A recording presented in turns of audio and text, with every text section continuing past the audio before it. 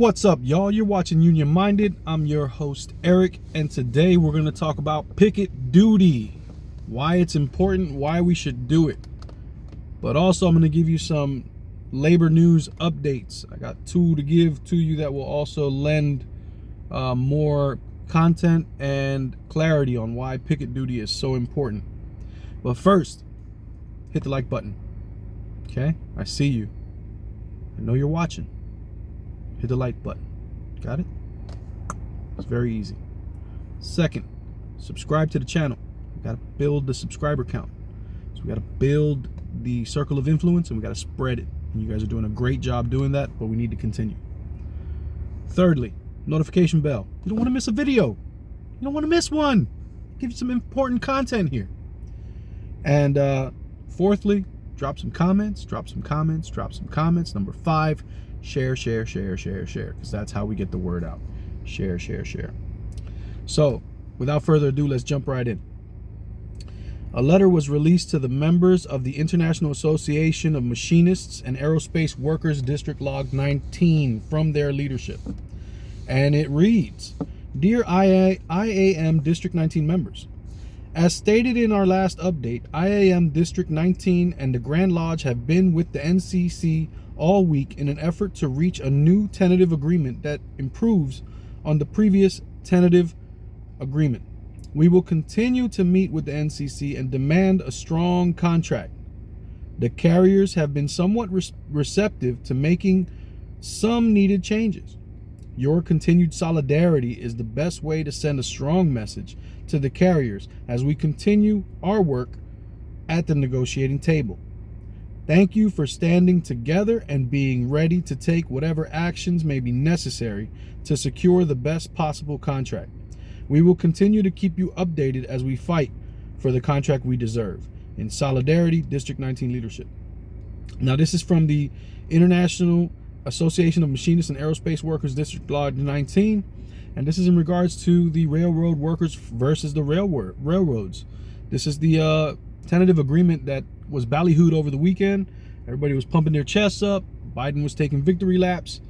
They're still negotiating. This thing is not a done deal. And like I told you before, members are pissed.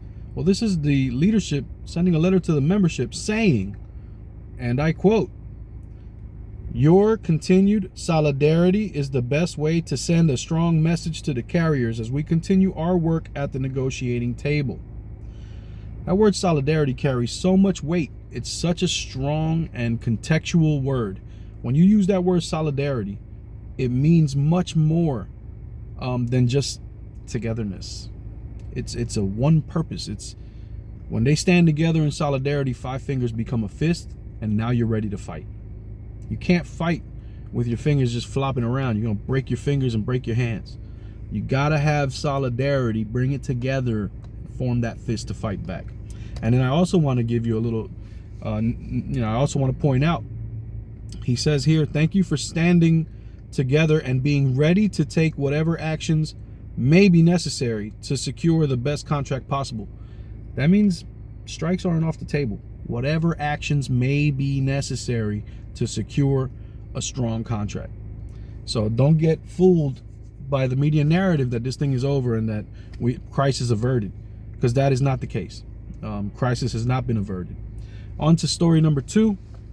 This is another story of solidarity, and I do want to give you a little context before I dive into this, because this regards Amazon and the Teamsters.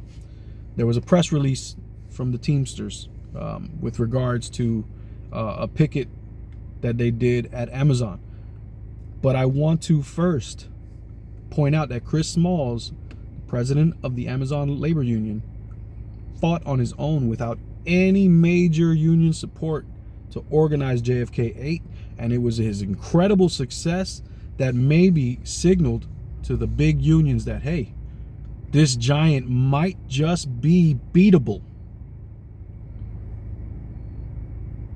It was ground up, and now Chris Smalls and the ALU is getting support from other big unions to come in and try to keep organizing Amazon. But it started with a handful of folks that wanted something better at work, thought they deserved something better, and talked to their coworkers about why they needed to have something better, and created their own labor union when no one else thought they had a shot. It wasn't until after they won that everybody came. But we're glad everybody's involved now. We're glad everybody's there.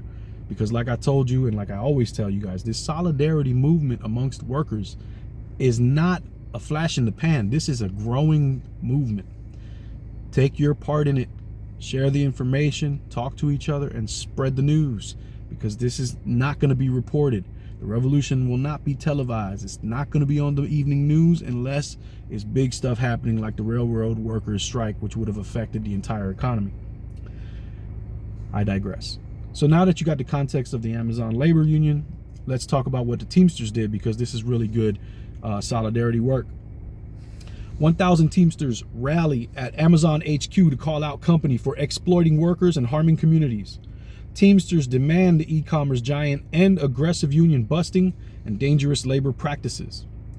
Out of Seattle, 1,000 Teamsters and local community supporters held a massive rally outside Amazon today, outside of their corporate headquarters in Seattle, to demand the company end its union busting tactics and dangerous labor practices.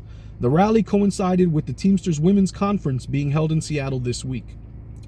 During the rally, protesters marched around Amazon's HQ holding signs that read, "Organize Amazon" and "Amazon hurts workers."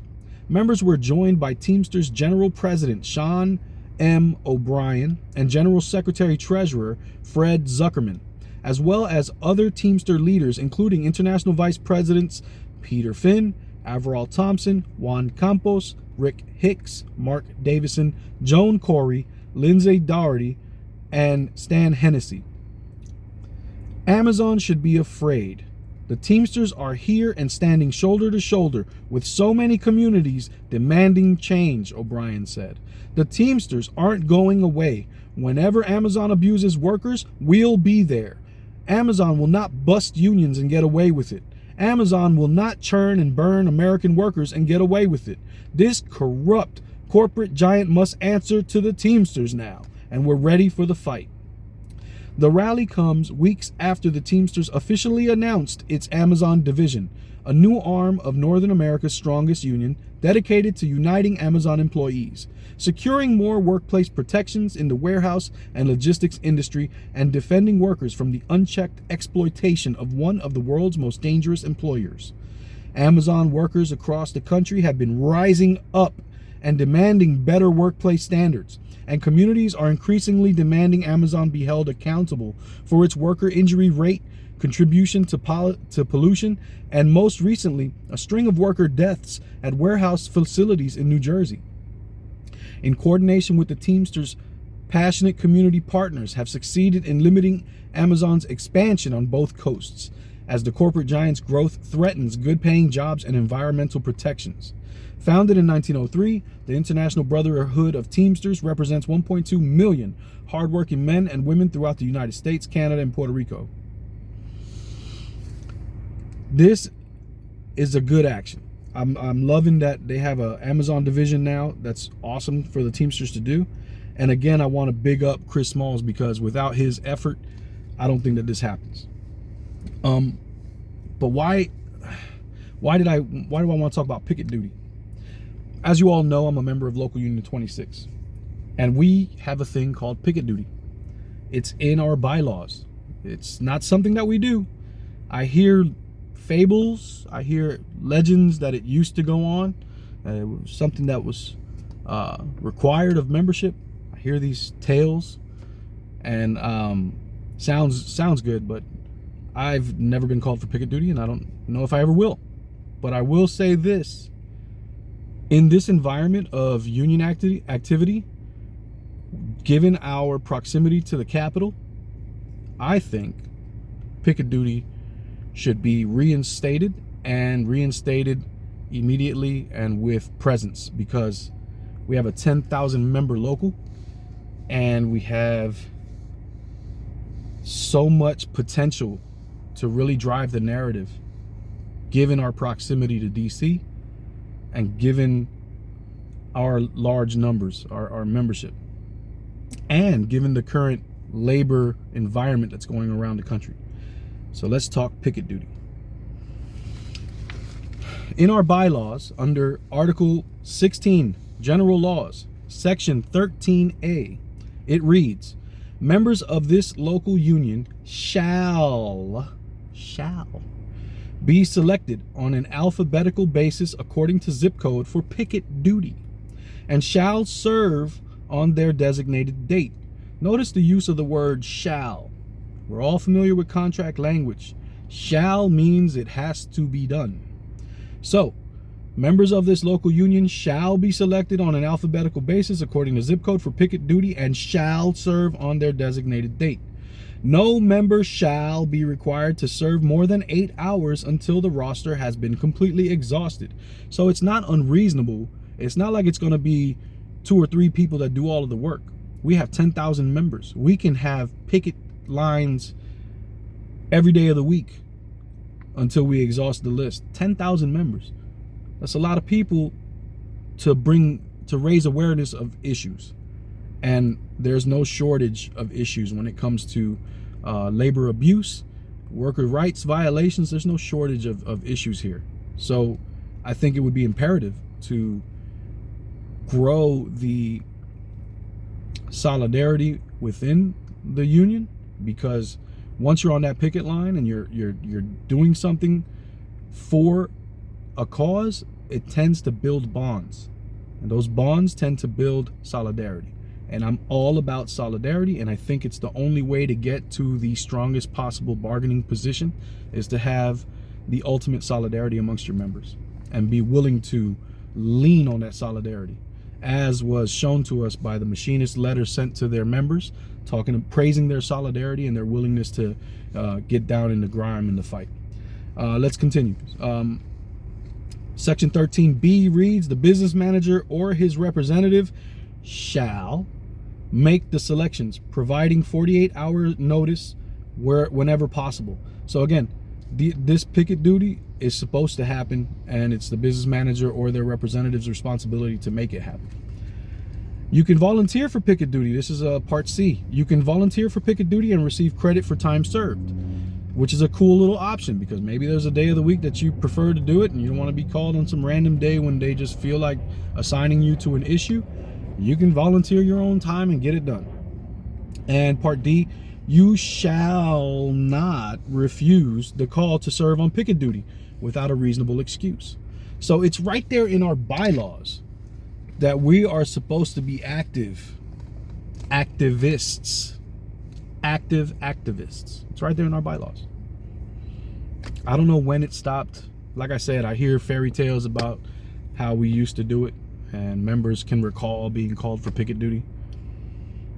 I don't know why it stopped. I don't know when it stopped, but I know that we should start it back up, and we should use it to address issues across the spectrum that's worker related, because of the objects of the IBEW and what it is that we're trying to stand for. Now again, that's just my humble opinion, and what do I know? I'm just a dumbass electrician. Who knows? Anyway, I hope you found this video informative, and thank you for watching.